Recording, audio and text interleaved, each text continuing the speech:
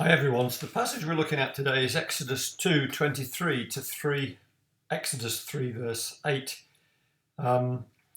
What's surprising about the book of Exodus is it's not until you get to this section that God is even mentioned.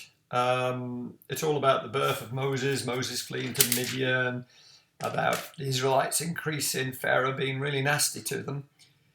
But God comes into the story at this point in chapter 2, verse 23. And it's interesting because it's at this point that there's a groan, a cry from the Israelites in their slavery. And they begin to groan. And what happens? They're not even praying. They're not even praying. God hears their groan. And God remembers his covenant to Abraham and to Jacob and to Isaac. What's amazing is that happens throughout Scripture, is something rises up to God that isn't always a prayer necessarily, but it can be a groan. That we have a God who actually sees and understands when we're going through difficult circumstances. Our groan to him can rise up to him, and he does care. It was 400 years that they'd been in slavery. But there's a new Pharaoh, a change of regime, and suddenly the groan reaches God's ears. There's a verse in Psalm that says, Psalm 34, verse 17, when the righteous cry for help, the Lord hears them and rescues them from all their troubles.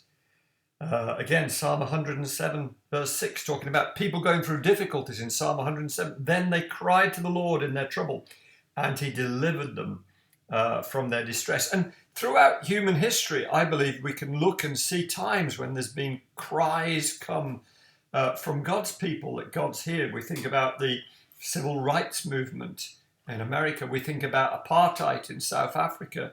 More recently, perhaps the Black Lives Matter movement. But we know that God hears. And I just want to say, reading that passage, it makes me feel not so bad about groaning.